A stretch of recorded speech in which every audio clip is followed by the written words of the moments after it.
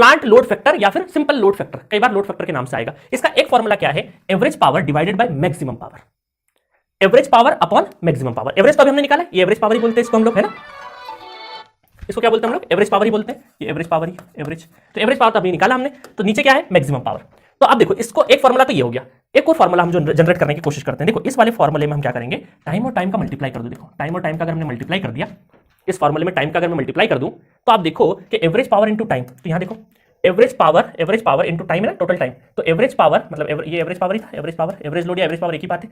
Average power into time कर देंगे तो क्या मिलेगा हमें, एरिया मिलेगा, और एरिया इज नथिंग बट क्या है, एनर्जी है। तो यहां पर आप देखो कि यहां पर जब एवरेज इनटू टाइम हुआ तो ये क्या बन गया, area under the load curve, क्या बन गया, area under the load curve. और नीचे का क्या हो जाएगा, पीमैक्स इनटू टाइम, मतलब पीमैक्स कहां है हमारा, ये 70 क्या है हमारा, पीमैक्स है, 70 क्या है, पीमैक्स इनटू टाइम है, टोटल टाइम है ना, ये टोटल टाइम टी है ना, चाहे वो आपको टोटल टाइम लेना है ना, इस चीज का ध्यान रखना। तो पीमैक्स इनटू टाइम आप देखोगे तो ये देखो पीमैक्स इनटू टाइम का क्या हो जाएगा, जब पीमैक्स इनटू टाइम करता हूं मैं तो ये 70 इनटू 24 आवर्स हो जाएगा, 70 इनटू 24 आवर्स आ जाएगा। तो आप यहां ग्राफ में देखोगे तो ये देखो ग्राफ में क्या हो जाएगा, ये मैक्सिमम का पूरा रेक्टेंगल, भाई 70 इनटू 24 का मतलब क्या है, 24 नीचे 70 ऊपर, मतलब पूरा रेक्टेंगुलर किसके करस्पॉन्डिंग, मैक्सिमम पावर के करस्पॉन्डिंग। तो इसीलिए हमने क्या किया, नीचे क्या लिखा, rectangular area corresponding to P max, है ना, पीमैक्स इनटू टाइम क्या है, एक corresponding area, rectangular area corresponding to P max, समझ गए। तो ये दो फॉर्मूले अलग अलग है, दोनों से आप क्वेश्चन करेंगे तो दोनों से सेम आंसर आना चाहिए, है ना। चलो अब हमारे पास एग्जांपल है इसे, तो हम करके देख लेते हैं, फटाफट क्वेश्चन भी कर लेते हैं हाथ। तो क्वेश्चन कर लेंगे हम लोग, देखिएगा। तो पहले ये फर्स्ट फॉर्मूला, ये सेकंड फॉर्मूला, दोनों फॉर्मूले को ध्यान में रखना है। चलो फर्स्ट फॉर्मूले से हम लोग पहले हमारा क्वेश्चन डन करते हैं। तो फर्स्ट फॉर्मूले से अगर करें हम लोग, तो देखो पी एवरेज कितना निकाला हमने, पी एवरेज अभी निकाला 50, है ना, पिछले ये निकाला ना हमने, पी एवरेज कितना है 50, और यहां पर ये करस्पॉन्डिंग रेक्टेंगुलर कितना आ जाएगा हमारा, 70 इंटू 24, 70 इंटू 24, ठीक है, अभी कैलकुलेट कर लेंगे इसको। दूसरा है हमारा, है ना, पीमैक्स कितना था, और टोटल टाइम कितना 24 आया, है ना, और पी एवरेज कितना था 50 इंटू 24, 50 इंटू 24, है ना, पी एवरेज कितना था 50 था, और ये हमारा 24 था।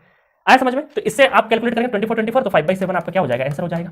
सिमिलरली यहां पर आप देखोगे कि यहां पर area under the load curve, तो एरिया कितना आया हमारा, area under the load curve क्या आएगा, देखो ये हमारा एरिया, टोटल एरिया कितना था 1200, तो यहां पर हम लोग लिखेंगे 1200, है ना, डिवाइडेड बाय रेक्टेंगुलर एरिया कितना हो जाएगा, रेक्टेंगुलर का पूरा एरिया करस्पॉन्डिंग टू, तो 70 इंटू हमारा टोटल टाइम 24, 70 इंटू 24। तो आप देखोगे कि यहां पर ये दोनों का मल्टीप्लिकेशन भी क्या आएगा हमारा, देखो सेम आंसर आएगा, सेम दोनों कैलकुलेट करोगे तो सेम आंसर आएगा। तो यहां पर भी हमारा क्या आएगा 5/7, है ना, देखो यहां पे कर लो, 5 24 पंजे कितना हो जाएगा, तो 5 20 हासिल आए, तो 5 10 11 12, तो 1200 ही आएगा, है ना, इन दोनों का मल्टीप्लिकेशन भी क्या आएगा 1200 आएगा। तो यहां से भी आंसर क्या आएगा 5/7 आ जाएगा, है ना, मतलब ये समथिंग 0.7 समथिंग कुछ आ जाएगा, 0.7 में करके दिखा देता हूं एग्जैक्टली क्या आ रहा है, एग्जैक्टली आ जाएगा आपका 5/7, 0.714, ठीक है। अब देखिए यहां पर आपसे कई बार ये पूछा जाता है कि भाई लोड फैक्टर ग्रेटर देन 1 होता है या लेस देन 1 होता है, तो आपके आंसर के हिसाब से तो क्या है, लेस देन 1 है, और लेस देन 1 होना भी चाहिए।